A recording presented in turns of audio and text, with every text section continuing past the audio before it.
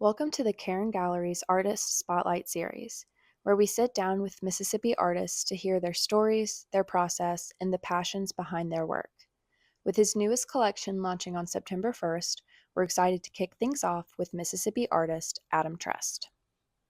So I am Adam Trest. I am a painter and I work mostly in acrylic paint.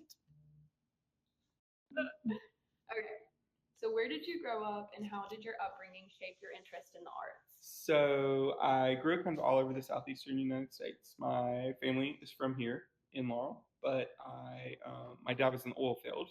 So I was born in Lafayette, Louisiana. And then not too long after birth, we moved to Lafayette. No, born in Lafayette. We moved to Houma, Louisiana. Then we were in Conroe, Texas, and then Meridian, and then finally we moved here, and that was all before I was 8. So I started the fourth grade in Laurel, but birth to fourth grade, we were sort of all over the place, multiple houses in each of those places. Like we were just moving around a lot, and that surprisingly has played a big role like in who I am as an artist. And I saw a lot of different cultures and different places. Louisiana is very different. Texas is very different. The people that we met, the um, just the environments that I was in all played pretty pivotal roles in my understanding of the Southeast and the area where I'm the most drawn to paint from. Who or what early on inspired you to pursue art?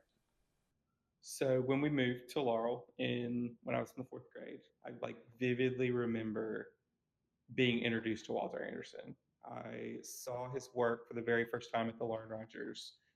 Lisa Monahan, who's an artist in the gallery, was my art teacher when I was, I guess she came in the fifth grade when I was probably like 9 or 10. And that was really wild to to know like I can pinpoint when um, when I saw that piece. It's a it's technically a shearwater pottery piece, but it is a piece that he painted. So it's a piece of pottery that he painted, and it has his motifs and stuff on it. But I remember thinking like I loved the colors, the shapes, the forms that were in that piece. And as like an 8-year-old, I remember asking like, "Hey, tell me more about this. Who is this? I like this." And so then Lisa ended up doing like a unit on Walter Anderson and just understanding his process and what his inspiration came from. I think that was a huge influence in my work for sure. And then every single art teacher I had beyond that had some kind of an influence directed towards Walter Anderson because he was a Mississippi artist, because he was an hour and a half from where his studio and his family still sold his work an hour and a half from where we were. I think that was probably the coolest part of um, being influenced so young. Yeah. Did the Lauren Rogers Museum impact your way of seeing art growing up? So getting to go to school across the street from the Lauren Rogers was a huge influence really on my work. And it's because like as an 8 and 9 year old, like you don't feel the weight of like a Rodin or, like a Chihuly. Like those are cool, they're beautiful. Fifth grader, not really grabbing it. But to know that that work was like available and there for me to see and experience as a kid, it's impressive. And then to go and like, I'll never forget, one of my professors did a beautiful traveling exhibition of Robert Henry. And he mentioned that one of his pieces came from Mississippi. And I was like, man, that's so cool. Mississippi has a Robert Henry. And he was like, yeah, it came from the Lauren Rogers. And it was like, what? And then he showed me the picture, and it was like being shown a picture of an old friend that like has become a celebrity, and you're like, oh my God, I know her, like I knew the piece. It was a piece I had grown up watching and seeing, And it was just this like almost awakening of like, I, this place that I love that was so comfortable and so like familiar to me was really a much bigger deal than I ever paid attention to. And that was a very cool like understanding. And then the influences that have come out of that between their education programs and just as a kid being around art, I think really impacted me more than I even still give it credit for sure.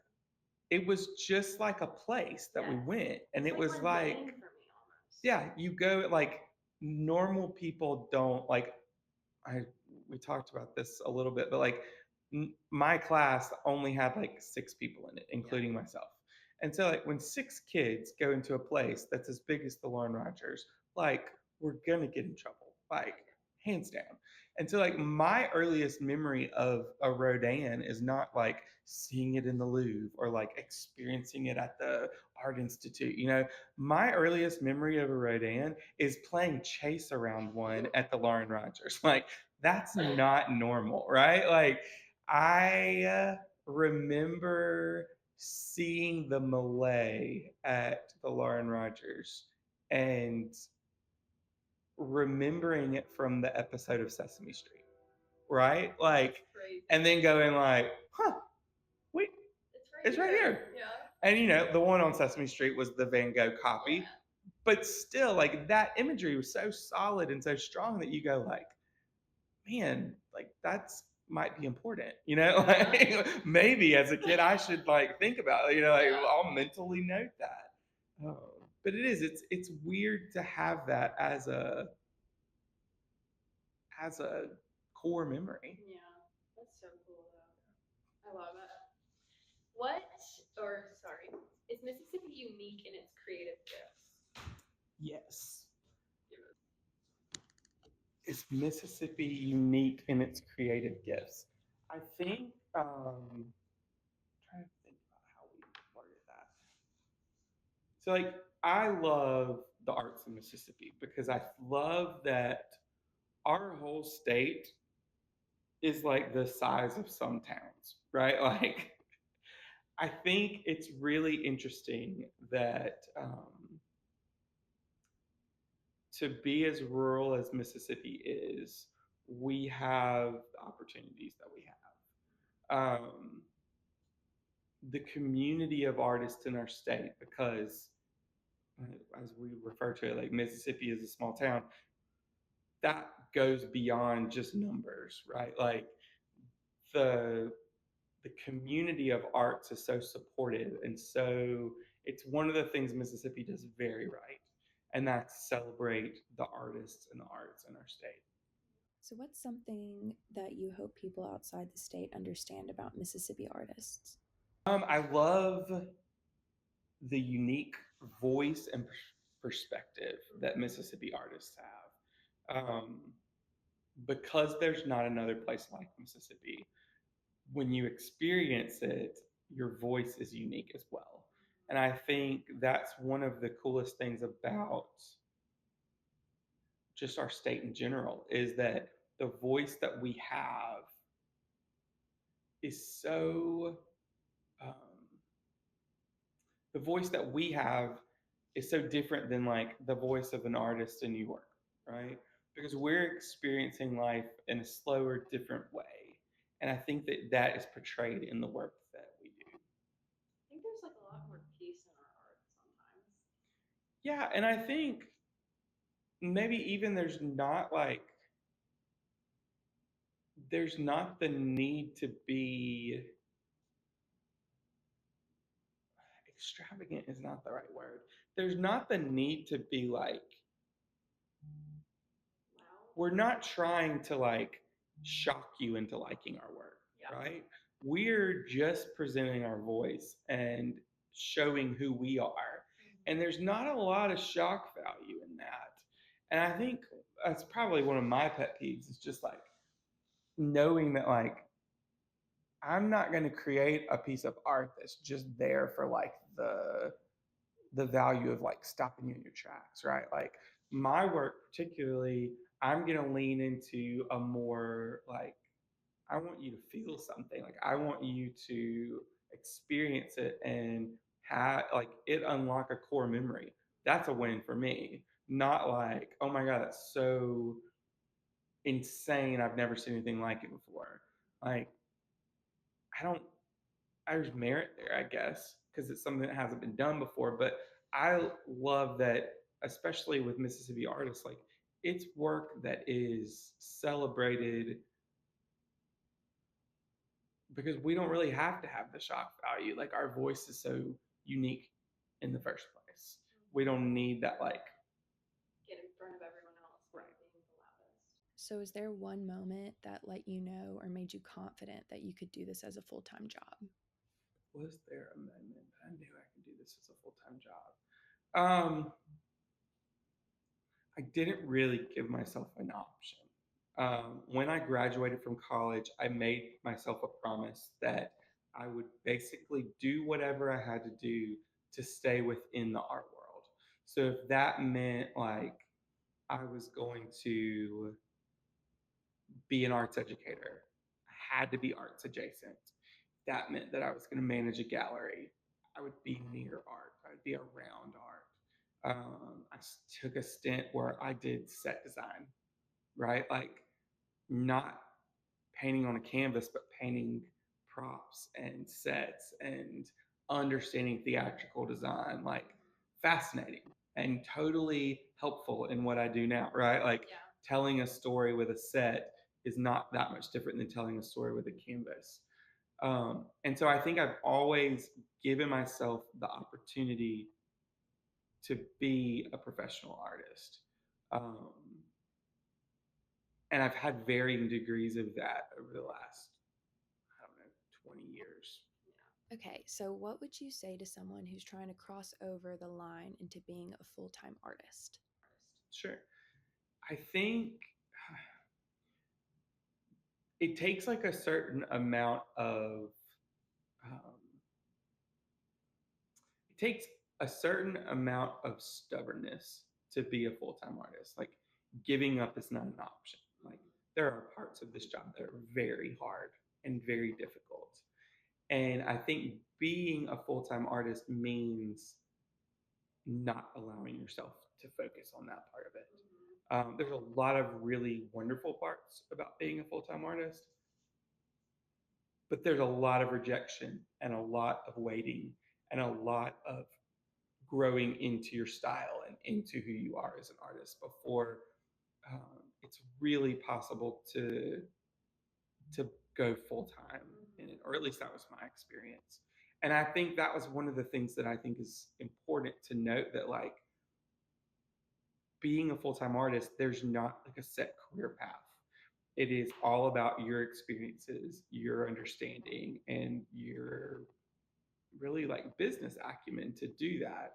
Because as much as we romanticize the idea of being an artist, there's some real world applications that have to happen, right? Like you have to be able to pay your bills. Yeah. And like, how do you do that? Is it a single stream of successful income? Is it multiple streams of income? Is it licensing? Is it publishing? Is it just go showing your work through a gallery? I think there's so many elements to becoming an artist that you really have to sit back and go, like, what is my journey going to look like? There are parts of my career that I work towards and think this is really wonderful. And then there have been parts of my job that I thought, if I never have to do that again, it will be too soon. Mm-hmm. And it's just so interesting. Like, if set design was still part of my life, I would not be as happy as I am because the stress that came behind it was not worth, for me, it wasn't worth the payout, right? And so I think that's really interesting to think of. Like, there are some people that would be like, oh my gosh, designing sets would be the best thing that ever happened to me. And so you have to sort of prioritize the parts of the art world that you want, and then you can really decide what that looks like for you. Now, talking about like the art world, being an artist 9 to 5, how it's completely different from like a regular Sure. set time.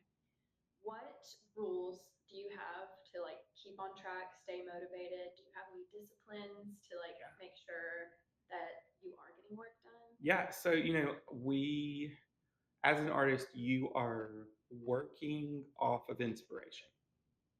It's just, you need it. It's that secret sauce. You need to be inspired in order to create new work. Could be collections or individual pieces, but you need to have some form of inspiration to be able to push into that new work. And so, there's like a famous quote, and I wish I could remember who said it, but there's an author who said that he's inspired like to write. He just happens to be inspired every day from 8 to 5, and I love that because it like shows that we have to put the work in, right? Like we still, I go to work when my kids are in school, 8 to 3. That's my solid. I'm at work in my studio during that time because it's time that I can work nonstop. If I'm up against a deadline, I'll work from 8 to 5. It just depends on what's in front of me at the time.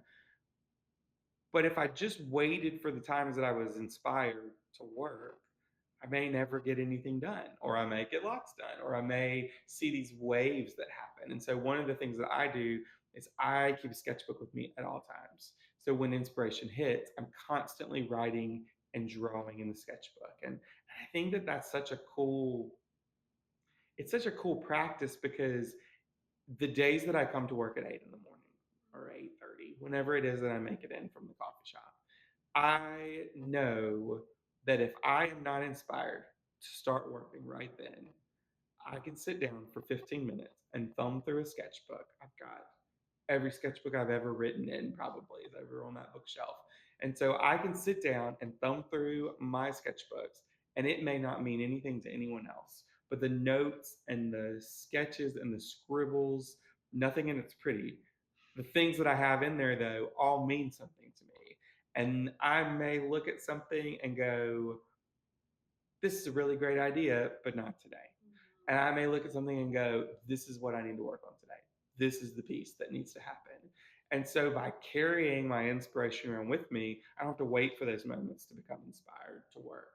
And because of that, I get to keep pretty normal office hours of working, not at midnight when I have a great idea. I can pick up a sketchbook and write it down for later, but I don't have to be in my studio producing when lightning strikes.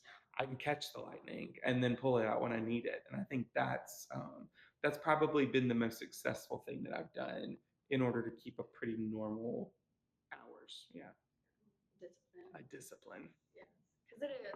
It is a discipline. Absolutely, it is. What's the hardest part about being a full-time artist? The discipline.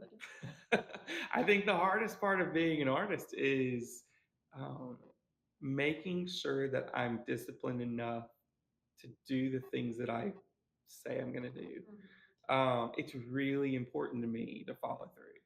Yeah. And so if I am pitching to a company an idea or like, I don't know, if I say that I'm going to do a collection, it is important to me to follow through and finish the collection. Um, I hate whenever I don't get to do that. Whenever I don't get to when I have an idea and I feel very strongly about it, but I don't have the time to finish it well, then I feel like I failed a little bit. It doesn't mean that I won't come back and revisit it because that's been really fun too. Following through with a collection, feeling like I almost got it, but not quite, and then thinking that there may not be time to come back. And now, then, hindsight, looking back, I'm working on a collection right now that I finished 3 years ago, but I'm getting to revisit it now with new vision, new sight, and see that that is a really cool place to be. Yeah. I think, did that answer your Yes, question? it did. Okay. I is like, do you have routines and rituals that like keep you on the creative flow, keep you on track? And you talked about how you treat every deadline it's the same. Like yeah, absolutely. Okay. If you want to talk about that. Yeah, yeah. So I think another practice that I have too is every deadline that I have gets treated the same.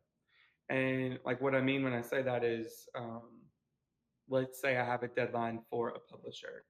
Like that's a pretty big thing, right? Like that's a lot of people that are dependent on the work that I'm finishing and the work that I do. That deadline gets the same level of importance when I write it down as me saying, I want to finish 3 pieces by this Friday. And the only person that's giving me that deadline is me. And so, like, the deadlines that I give to myself have the same level of importance as a deadline that I get that's a big deal. Yeah. And I think that's important because it lets me know that, like, the work that I'm doing in my job, I still feel just as strongly about as a product line or as a commission or something, like knowing that I'm still dependent on myself for the work that I'm doing too, I think is really important. I also think it evens out like the respect level of the piece. Like I feel like if you treat, at least in my mind, if I had something for a publisher, it would be easier initially for me to put all my efforts into that and not as much effort Sure. into like a personal piece that I'm painting just for Well, me. and I think that sort of comes with it comes with the territory of knowing that getting to work with a publisher is awesome, but once all of the deadlines are up, the only person I'm left with at the end of the day is me. And so if I've put off all of the work that's important to me and I don't give it some precedent as well along the way, then it's hard for me to start to get back into the practice of doing the work that I'm proud of. Not that I'm not proud of the work that I'm doing for the book, but there's just so many more eyes on that. Like it's important to me to still do work that makes me happy. And so I think I have to give that work the level that it deserves as well. And so I think, yeah, making sure that I am balancing both that the work that has to be done and the work that I want to do, that's what makes me well rounded in my discipline because I'm still constantly working on myself, but I'm also working on the projects that I'm blessed enough to get to do. Yeah. So, can you talk me through your process, kind of like beginning concept to final piece? Yeah. So inspiration is captured in the sketchbook. And once I sort of decide on the inspiration that I'm working on, then I'm going to really flesh out a collection. I don't work piece to piece as much anymore. If I'm working on something, especially for a gallery, like if I'm doing a collection for the Karen Gallery, I'm going to try to hit like 7 to 15 pieces because I feel like my work gets to have a better voice when I get to present more than one of them at a time. And so if I just trickle pieces out, I don't get as big of a splash or get to tell as great of a story. Not all the time, but that's for the most part, I feel pretty strongly about that.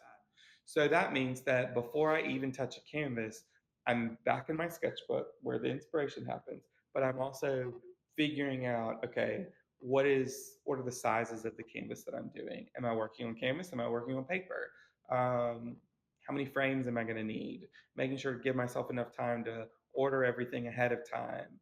I give myself a really solid plan before I even touch a canvas. I sketch out compositions the way that I feel like I want them to be.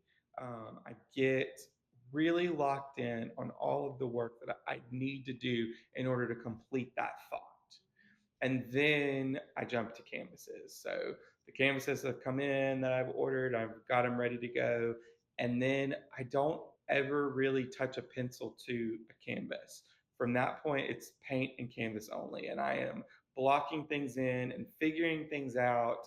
And it's kind of the beauty of the style that I use is that um, it's so stylized, it doesn't have to look just like the thing that I'm trying to paint. Like excuse me, I'm not painting portraits anymore. Like I am, the figures get to look like the way I want figures to look. The dogs get to look like the way I want them to look. Like even the flowers, like everything gets to be the way that I want it to be. And it gets to, for sure, I'll look at references and things, but for the most part, I get to look at I get to create this world that I want it to be. And so I'm blocking in all of these pieces. And then when I finally feel good with the composition, then I come back in and start refining. And so because I tell people I'm a reformed watercolorist, I work backwards. So I rough everything in and then I clean up all of the edges. And because I do that, it gives me really clean, defined lines and really starts to make the work have almost a graphic nature to it of very clean, very shape driven work. Um, and then it's a constant cycle of that repainting, revision, and going back and figuring out pattern and where that goes and texture and then protecting and keeping those places safe as I'm painting them. Yeah, So, have you ever scrapped a piece? all the time. Really? Yeah. Like, quit a concept in and of itself? Um, Or just started over? I've started pieces over. Concepts like tend to be the full spectrum of a collection. Okay. So, but I've done that before too. I did a collection earlier this year actually that I had very specific thoughts about what I wanted those pieces to be. And what I realized was that I had overplanned them. And so I had made every piece so specific that I didn't give the viewer room to tell their own story.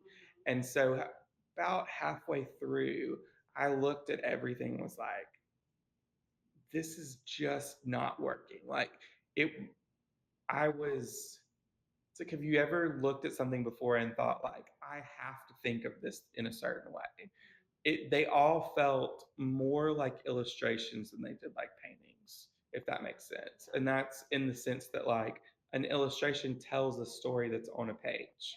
It's hard for an illustration to be something that it's not.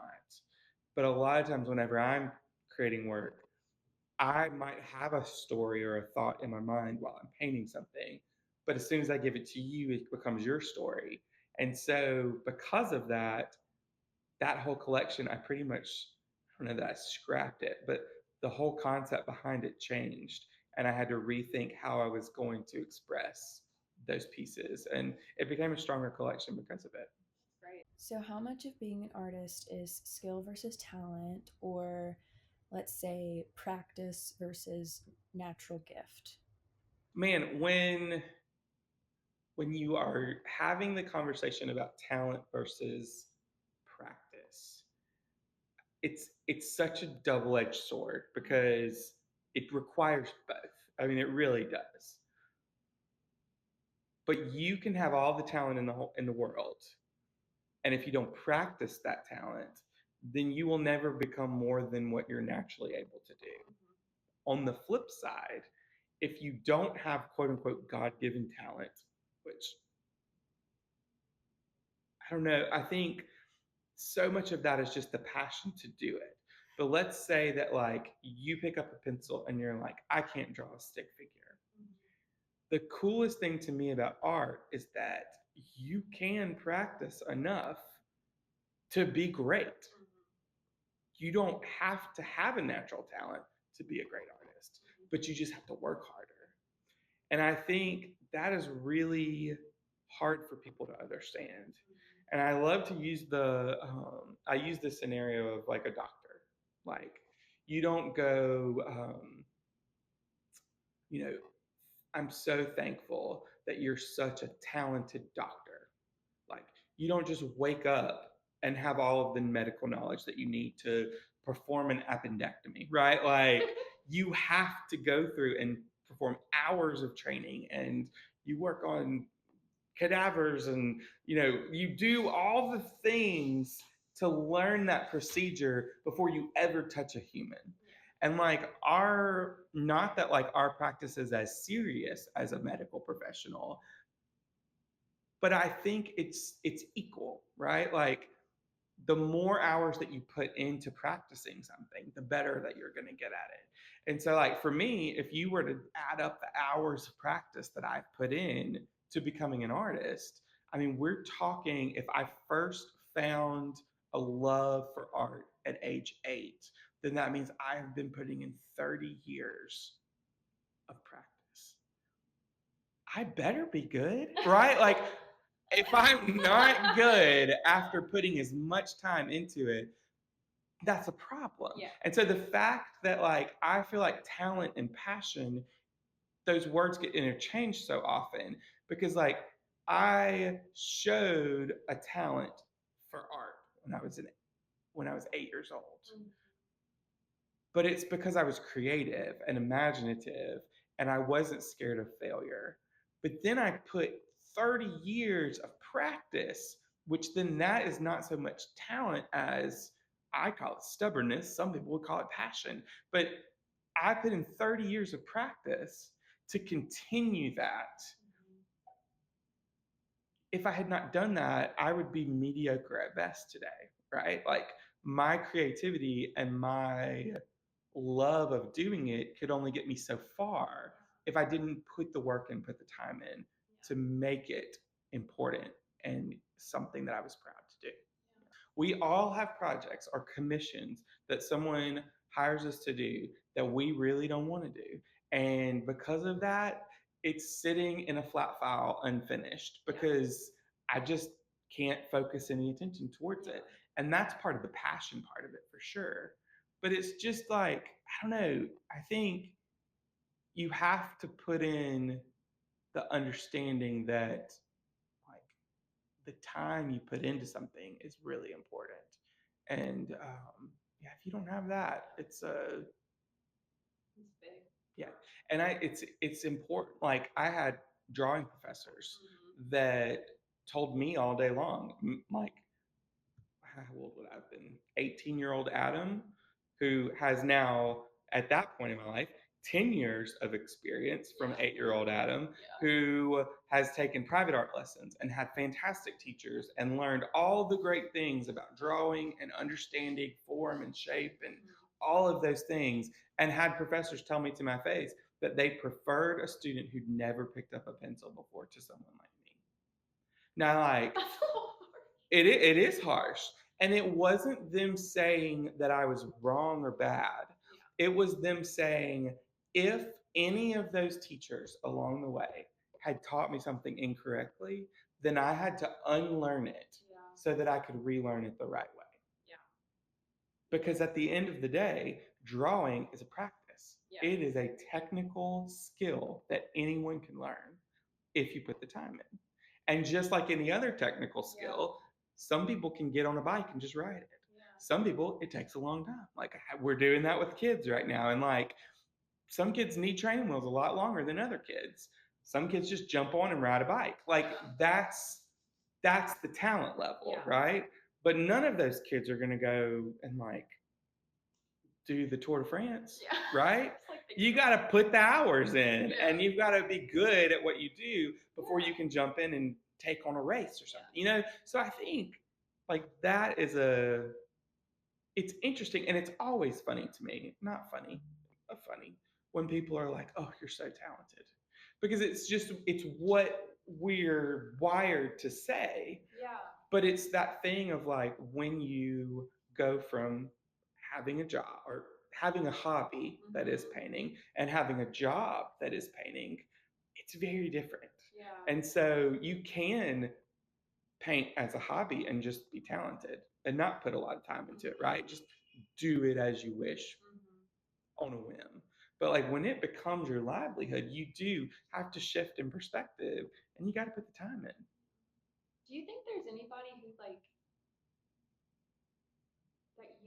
that you have run across recently that is like a hobby? Like they attach you to a hobby and not to this is your job and this is your like livelihood? Um, Like, do you know people who get like who can't? there are a lot of people that don't understand what I do for a job. Yes. I don't grasp it. They get it. Like they understand you sell art. that I paint for a living.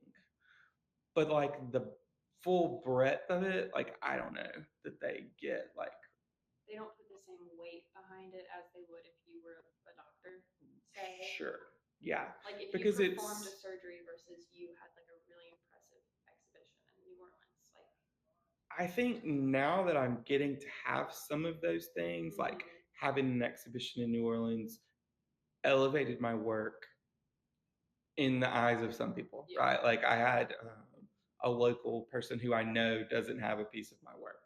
Um, Whenever they heard me talk about getting to show in New Orleans in that market, they were like, "Oh, I guess I'm gonna have to buy a piece now." And I was like, "What the heck?" Like nothing has changed between that, but it's interesting because as just like any other career, as you move further in your career and you make these advancements of like getting to show on a bigger stage or having your work featured on a television show or having your work published in a children's book, each of those things in my world is almost like a promotion, right? Like it's a thing it's a ladder that I've gotten to climb up. And so because you do this thing, now these doors have opened. Yeah. And so I think I don't necessarily have people that are like, oh, you paint, that's cute. Like that hasn't happened in a while. But it's because the seriousness that I place on my career, I think, is the reason that that happens now. There's not a full understanding of what I do, but I think um, it's taken more seriously in showing like that I'm able to do the things that I'm doing, and I've just done it for so long now. They're like, well, I guess he ain't gonna quit, you know? It's like there's no point in telling him to stop. He's just gonna do it now. That's hilarious. So, how would you describe your work in your own words? I would describe my work as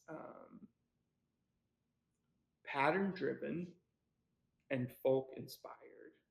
Um, I love I love pattern. I love repeating elements over and over again.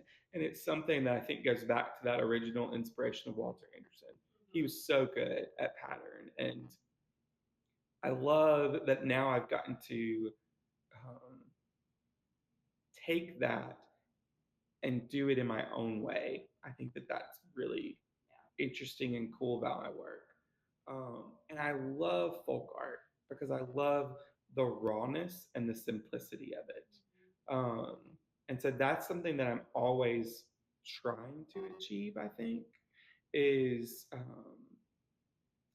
can I tell it more simply? Is it too fussy? Is it overcomplicated? And can I can I tell it more simply? I think is always going to be my approach because it's just this idea that um, you don't need a lot of words to tell a great story. Yeah. You just need the right words. And I feel that way about my work. Like I don't need a lot of elements to tell a great story. Yeah. I just need enough. I need the right elements. And so whether those are patterns or figures or the right colors, I think that's what I'm always trying to achieve. That's what I'm after. Yeah. I definitely think I can like see that in your work too, because like the first thing when you said that, that popped in my head. I don't know the name of the piece, but it's the dogs on the leashes with the fire hydrant. Yeah. Like that is like it's so like in a sense simple, but it is one of my favorite pieces. Oh, absolutely. It's one of my favorites too, and I loved that whole collection because I even pared those pieces down even further than I normally would. Like I really simplified those pieces because the whole point was I wanted you to see like the passion of a dog in pursuit. That was the whole goal. And so I wanted to be able to show that like a dog's main focus is whatever it is his eyes are set on at that point, whether it's a tennis ball or a fire hydrant or whatever that may be. And so the simplicity of the story was important to be able to tell that. And so I love that piece particularly because it has so much movement going on to it, but it's also still very simple. And you get the restraint that all of those dogs have, but also the struggle of the person holding the leash. Yes. And there's just literally, it's a push and pull. Like it is, they are pulling, and then it's just it's definitely one of my favorites. And so but I think it's important to be able to tell stories simply. Yeah. And as I've gotten into like product development and things like that, I've found that it's easier to tell a story with simple motifs through a plate or through a tile or in wallpaper if it's not as fussy, right? Like when you get to have these simple elements that make you really interested, but have enough of them that keep you interested. Yeah. And it's a constant battle, but it's my favorite way to paint. Yeah. Well, the most recent collection, like I love this, and this is I would not refer to this as simple in any way, shape, or form, but also it's not busy to me.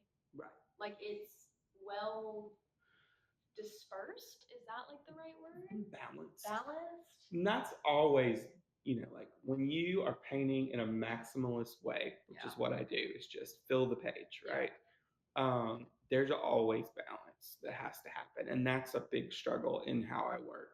And so, like this latest collection, The Pursuit, it was balanced in the, like, if this is balanced while still being full, in Pursuit, I tried to balance while being sparse and really like letting the background be, not being scared of having big expanses of solid color. And then this next collection that I'm about to come out with it will be different, right? Like it will be another maximalist where it's so much stuff on it. And I'm trying to find my happy medium with those. But I think it's cool that I get to do that. Yeah. Which I kind of like your maximalism stuff because it's not like, in my opinion, I'm not overwhelmed when I look at it, but I keep finding like happy surprises. Mm-hmm. And like that's what I really like about your work is that whenever I look at the piece, I always find something new that I did not originally see in the first one, but without being like a lot going on there. Well, and it's funny because one of the things that I do when I paint that allows for what you're talking about is that no element, well, I won't say no, very rarely do I have an element that overlaps another element. There's always, like, that's sort of the folk art pattern centric side of what I do, is that every element needs to stand on its own. And then when they're all put together, then it becomes a lot. Yeah. But they don't ever overlap to become confusing, right? So like there's very little there's only so much you can put on a page when you work that way. And compositionally, it has to fit like puzzle pieces. So while it is overwhelming, it also can become almost like soothing. Oh, because it's soothing. It's like all of those flowers fit together, so they like don't overwhelm me. Yeah. No, but really, It's like whenever you like can fit like all of the forks in the drawer in their part, like I feel like that's part of the. This was the best cleaning I could have ever done right now. Every towel fit without me shoving it in there. Exactly. Yeah. When you get those perfect fits, that's sort of where I can see that, and I like that it doesn't overlap. Like I like that there is, like it's individual. Yeah. Like each pattern that you put on there is like its own.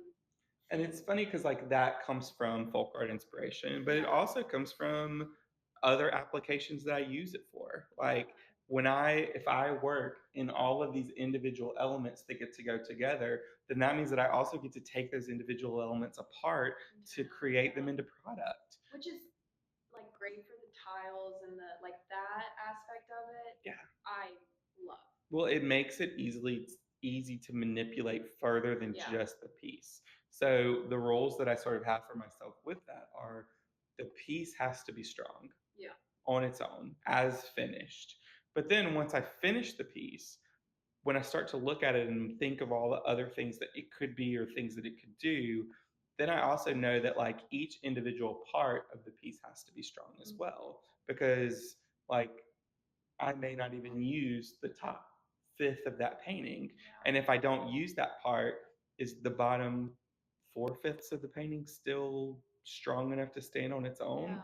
So like it's constantly like each piece has to be strong while also the whole has to be strong. Oh, I've never thought of it like that, which is really cool. I do like that a lot. Because like it does make sense. Like it might look great on a pillow, but on the canvas alone, it's like, wow, I'm drowned. This is drowned out. Well, and like when I work on collections, yeah, each piece in a collection has to stand strong on its without own. the collection beside it. But also the whole collection has to be strong. Because like the Azul collection that I did, I'm so excited because that's getting to become a product line. Well, there's a piece in this product line that it uses every every large painting I did in that collection is in one product. Well, they had to work together, right? And I unified that whole collection with color, so it made sense, color and scale. And so because of that, they all fit together on this one product perfectly. And it's like maybe one of the coolest things that we've ever gotten to make. But also each one of those pieces, I'm really still proud of how they all stood individually. So to see like it has to go like collection, piece, elements from pieces. And then that makes for great product. Yeah. With the Azul line, did you go in knowing that you were going to make wallpaper fabric? So you like came up with the white glue scale concept without even thinking I'm going to need this to be transferable. So basically, what happened was I went. Lily and I got an opportunity to go to Portugal to design dishes. I was not even there to look for blue and white things. The dishes that I made are green and white. Like they're not even blue and white. But when we were there, I was so inspired by the blue and white tiles in Portugal. They're everywhere. Um, Specifically, a room in our hotel that had tiles that were similar to the ones that I painted. That I came home and that's all I could think about was painting my own version of those tiles. So then once I painted the tiles, I looked at them as a collection. I was like, well, this was really fun. And I loved the challenge of only using blue tones. So then I was like, well, what if I just added like an additional color, right? Like a green or like a taupe, like not anything crazy. We're not talking like yellow. Yeah. It was very subtle tones that were similar and neighbors on the color wheel. I introduced one other element and did a line of studies that were bigger than the tiles. And it was like, okay, I really liked those. But then it was like, now I want to really push myself and do full scale painting. So, like, it was 20 by 30, 30 by 40, and 30 by 60 canvases that were these full paintings that were just in blue and white. Super specific, right? Like, you have to love blue in order to love these pieces. But I didn't care. Like, I had to get these ideas out. And so then I painted them and it was just like this really amazing experience where I thought I was painting about pastoral life in Portugal, but really I was painting pieces about my childhood. Like they all were these cool memories that not weren't like bad memories that I repressed, but just simple everyday memories that I'd had growing up that um, came out in these pieces. And so then it was all about making sure that I documented them well enough that I could still like remember those stories. Yeah. And so then that's why I wrote the book about them was because I needed to know that they were all going to still be able to be together even after the pieces sold. But once I wrote the book, then it was like existing partnerships that I already had, they were like, we love this blue and white stuff you're doing. Can we do something with that? And so then it was able to be able to pass on and like develop product lines and see, and it got a life of its own. And now there's tile and other products that are coming. Like it's very cool to watch the progression of that. Yeah. It is it's not my favorite piece you've ever done. It is my favorite thing you've ever done, if that makes sense. Yeah. Like absolutely. I want the tiles eventually. Yeah. Whenever I get a space where I can mess up my kitchen, like I want the tiles. And even the way that y'all did them on the stairs, like it's the smallest thing that makes the biggest, but it's beautiful. Well, and it's so fun because they get to be, I think they get to tell a story. Yes. Like that's, and like, I love posing the question of like, how do you get tiles to tell a story? Yeah. Well, you keep it simple, right? You let them tell the story. And that is really hard and cool all at the same time. So, when did you find your artistic style or your voice saying, this is my style, this is what it looks like, and you were confident and sure of it? Um, that's a really fun story because when I have always drawn like this since I was 8 or 9. There are sketches and drawings and paintings that I've given as Christmas presents. There are paintings and drawings and sketches that I've done my whole life that are in this vein that feel similar to this. But when I was in college, I was a classically trained portrait painter.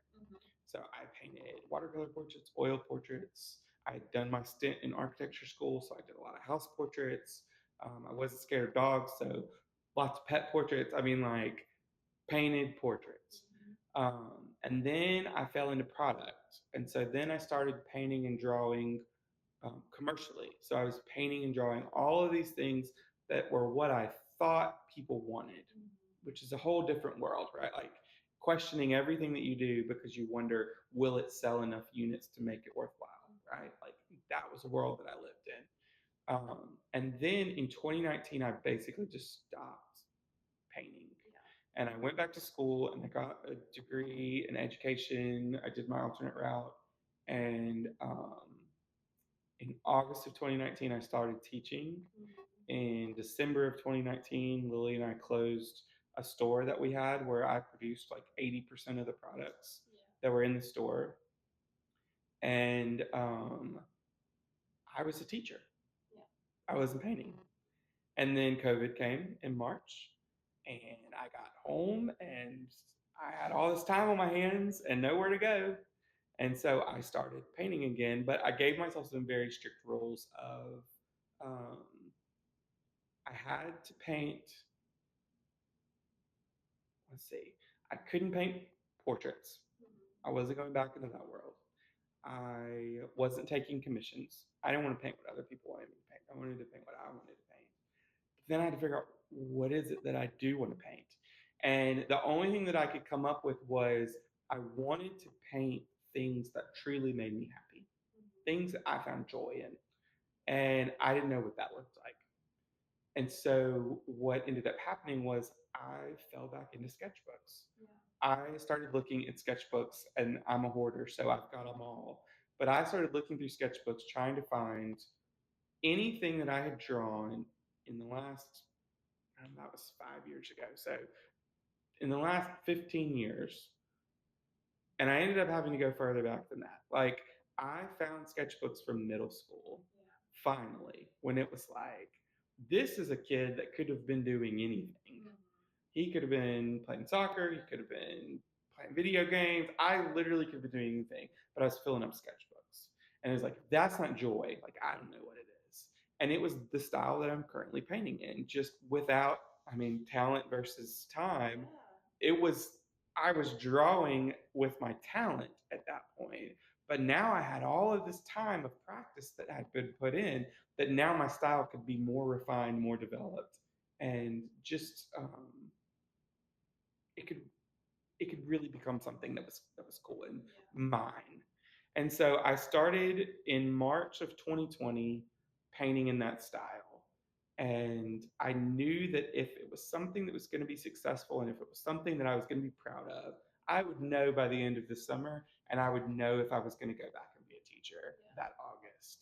And I never stepped foot back in the classroom. And so I literally started at that point and stayed in my studio and was working and only painting the things that really brought me joy. And now, have I taken commissions since then? A few, right? Like if there's someone that comes in and they tell me a commission that they want, and I'm like, that sounds really fun to paint. Down for it. Done. I'm down for it. But as a whole, like I am painting the things and the collections that really bring me joy. And that's been a game changer because I don't feel like I have to people please. I get to use my own unique voice to tell a story. And luckily, for like up until now, unless something changes tomorrow, people are connecting with those stories and telling their own stories with them. And that's a really cool place to be. So we talked a bit about how being an artist is different from having a 9 to 5 and or having a corporate job. And I was wondering if you think like as a full-time artist, you find a different sense of fulfillment and purpose in your work than let's say someone in a corporate setting would find or feel. So, like, that is a really interesting question because what it boils down to is,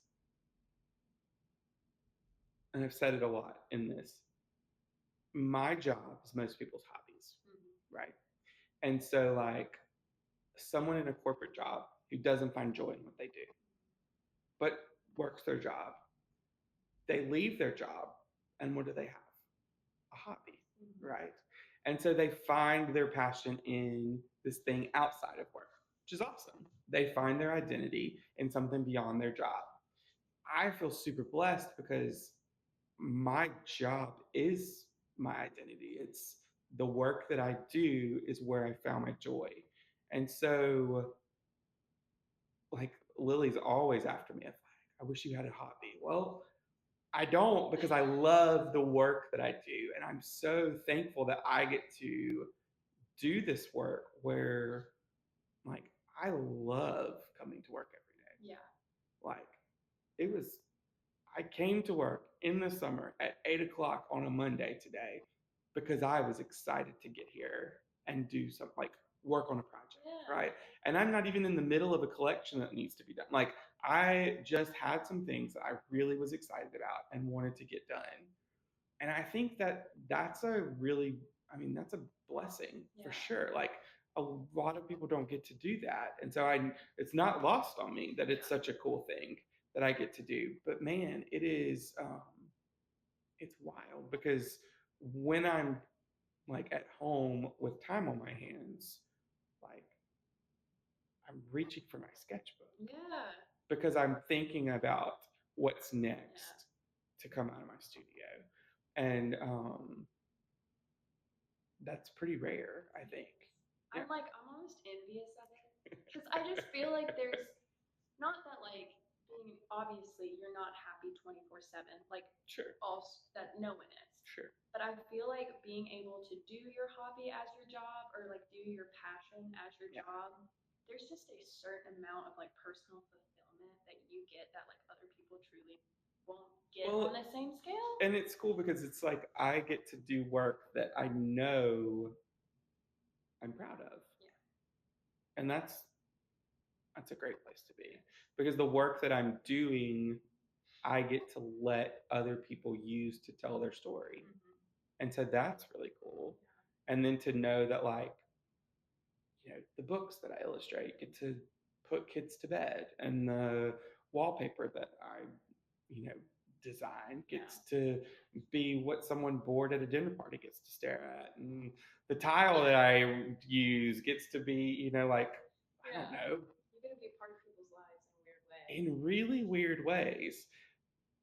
And it gets overwhelming if you think about it, because it's like, when you think about, I don't know, like, we have friends that are realtors kind of all over the country, and I love when I get photographs from them that are like, showed a house today, and it's like, I don't know, Kansas or somewhere, and like there's a wall of my prints on the wall, and you're like, what? Like, that's insane. And so, like, I can't think about it too much because it just gets overwhelming. But that's the hope, is that the work is enjoyed and that people love it enough to hang it on the wall.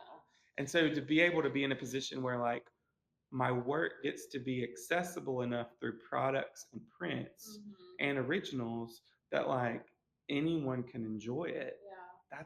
That's a really nice place to be, because then anybody gets to enjoy it. And it doesn't get to be like this thing that's only certain people get to hold or have. Yeah. I think my favorite thing so far is that like you have removed yourself so far. Like you are not. I'm so glad people enjoy my talent. You know. No, it is very weird to me that it is still the coolest thing to me that people recognize my work. And a lot of that happens through hometown, because I'm super fortunate and blessed that they celebrate my work. But when you get, like, walking from the coffee shop and people are like, I loved this painting that you did. And you're like, who are you again? Like, wait, have we met? That gets really strange. And not in a bad way, but just in like sometimes I forget that the work is going the places that it's going. And that's like, it can be overwhelming, but it's also very cool. Because it's also like as an artist, your art has such a further reach than like your human connection could ever do, Yeah. really, if you think Sure. about it. Because like art even eliminates language barriers. Yep. Like it's so much easier to like take and understand and turn into like a meaningful thing to anyone Mhm. and not like a speech or it's just Yeah. very different in that way. Absolutely. And so I think like that is really cool, but like if it were me, I would be like it's kind of overwhelming, Oh, like it for sure is you overwhelming. know. Yeah, I mean it is, and to know that like I don't know, like when I wrote the Azul book, Mm-hmm. like that was definitely for people Mm-hmm. to understand the collection, but really it was for me so that I could have the collection together as this one thing. And now it's crazy because it's like these people who have like read my childhood memories about some paintings that I did, and it's like putting yourself out there and letting people know the stories behind the work is very vulnerable and very like here it is, like, and it's that part is weird because I think I love to talk about people who are artists. Like it doesn't matter if you're the most boring human being on the planet.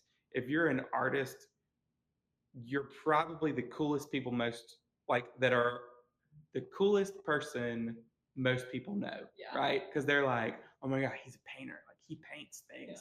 I am a stick in the mud, boring human being, but because I choose to do this as a job, it makes me interesting, and so people want to know about you because of that. And so whenever that means that you have to be vulnerable in the way that you present yourself, and because people can like a painting, which is fine, but whenever they like the painting and they know something about you, then they get to talk about the painting in a more informed way than they could before they knew about you, which works well in theory, but then you also have to think, well, now I have to be vulnerable and let people know about me. And so it's a balance. Yeah. Because I don't know anything about them. I was about to say, like, to me, he's like, hey, Adam, I know your life story. You don't know my name. Like, it's kind of crazy, that dynamic. But it is special, and it is, like, really, really cool, I think. And, like, talent. It shows, like, not talent. What's the word we're looking for? Practice. Um, but, like, that is one of the cool aspects to me is, like, how, I guess, like, I don't know if universal is the right word, but, like, how universal art can be. Yeah, oh, for sure. Yeah, because I mean, you have to think about like, well, back when I was a teacher, like I taught ninth graders art. Every single one of them. You were one of them. Yep. And it didn't matter if they wanted to be in there or not. But my hope was that by the time they finished, they at least could appreciate art. You have people like Jackson Pollock that are slinging paint, and to the average ninth grader who's like, well, I could do that. Like, you and I know, like, that was an amazing thing because it had not ever been done before and definitely not been celebrated before. And so having to tell a ninth grader, like, you don't have to like it, but you do have to appreciate it because it had not ever been done before. And so, like, that's a world that, like, I think if I can convince a ninth grader to appreciate Jackson Pollock, then, like, that's a great example of, like, art is universal. And, like, people, like, anyone can appreciate a piece of art. Which is, I love. Like, that, I think, is, like, my favorite thing about the art world. Also, because it's just, like, it takes away a sense of, like, even with fine art, like, you don't have to purchase it to appreciate it, and you don't have to like, own it to be interested in it, if that makes sense. Like, that's what I love about the gallery is, like, people will come in and be like, I just love looking. Yeah. And I'm like, yes, come, look, Absolutely. enjoy. Don't buy anything. Just sit here and take the day, Yeah. Because it like, evokes emotion out of people, and you don't get that in, like, a day-to-day walking to school type scenario. Right. Okay, the last question I had was, okay, where'd it go? Okay, and this is not worded great either. Okay. I'll pretend it is. Every artist paints in their own way in a specific way that they use colors. Tell me about your relationship with color and how it came to be. Hmm. So, my background in college was architecture, then fine art. And the one common thread that I had from Adam starting freshman at Mississippi State to Adam graduating 5.5 year senior, right? Like the one commonality that happened through that whole thing was color theory. I love the science of color. It is fascinating to me. I love how different colors can evoke different emotions. I love how different colors interact differently with other colors. I love I love that it is not about a feeling. It is a science. And it is fascinating to me to play with that. So, one of the things that I do in my practice right now is um, I do mix a lot of colors. But what I really love to do is to take the palette that I'm working with consistently and just play with how they interact with each other. Because using those colors that are pure, and I know every jar of paint that I open is going to be the same, watching how they interact with other colors, it's like a science experiment. Yeah. Like I always talk about original artwork as an experiment because that's what it is. Original artwork is me getting to explore a technique that I haven't gotten to do yet. So if that means that I want to see how this particular orange works with this particular blue, I know their complements and I know they're going to look really great together. But if I wanted to like deaden one of them and neutralize the color, can I still make it just as prominent? Like there's so much push and pull that gets to happen in the science of color. Um, and then whenever you add in the element of simplicity, then you really get to see it shine. And so I love what I'm doing right now because I'm working with very simplified compositions, but that gets to make the color choices even more important. And that's a really fun experiment to play with because then you just get to play. Like every painting is me getting to play and be like, huh, wonder what's gonna happen. I don't know. We'll see. And I love, like there are paintings that like there's a giant painting that I did, and I won't ever forget this one, I don't think, because of it. There's a giant painting that I did of a heron. And it was one of the biggest pieces I'd done at that point. And he's huge and he's flying, and there's all these beautiful stylized waves underneath him. And then the sun or the sky up above, I had just done a flat blue sky. So gray blue heron, blue and green water, blue sky. It was a lot of blue. Yeah. And I put it over to the side. I work on pieces, a lot of pieces at one time, because I'm going to set some pieces aside and I'm just going to let them live with me for a while so that I can just constantly kind of check it out, let it sit with me. And eventually, if something doesn't sit right with me, I'll go back and fix it. Yeah.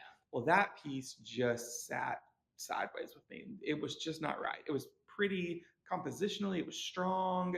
Everything about it should have been right. Yeah. But man, it was just not.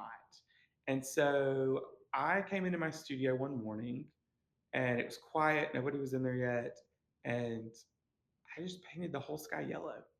And it was like unexpected. And I wouldn't have done it normally because yellow is so strong and so specific. And like, do people even decorate with you? Like all these questions and like foggy things in my mind that I was asking myself, like, oh, I shouldn't do that because of X or because of Y. But my brain knew that yellow would be a fantastic color for that. And so I just came in one morning and I painted the sky about 6 different shades of yellow. And it like took, like it jumped off the page. Like it made everything about that painting right. And it was like, that's, I just needed to trust my gut. I needed to know that that was right. It didn't matter. It doesn't matter that yellow is not the Pantone color of the year this year. It doesn't matter that the yellow can be off-putting to some people, because that painting, when it was done, it wasn't about yellow. It was right. Like it looked good, and it didn't matter if you had yellow in your house or not. Anybody could have been proud to hang that giant heron in their house. And so I think that's what I love about color, is that you want to think about it in like a not a fad, but like you want to think about it in like a decor kind of way. Like Yeah. color is around us all the time. What color do we paint our walls? What color shirt did you put on this morning? What color makeup are you going to wear? Like all of those things change your appearance and who you are and your personality. But in art, it's cool because it gets to be something different. Like it Mhm. gets to be an element of a bigger piece of it gets to be a piece of a puzzle that's bigger and about more than just like I'm not going to be swatching Pantones next to a piece of Yeah. art before I put it in my house. Yeah. It gets to become emotional and it gets to become, um, it gets to speak to you. Yeah. And then you just make it work, Yeah. which is really That is great. really great. I love it. Do you have a favorite color? Do I am just a blank, like, I love blue.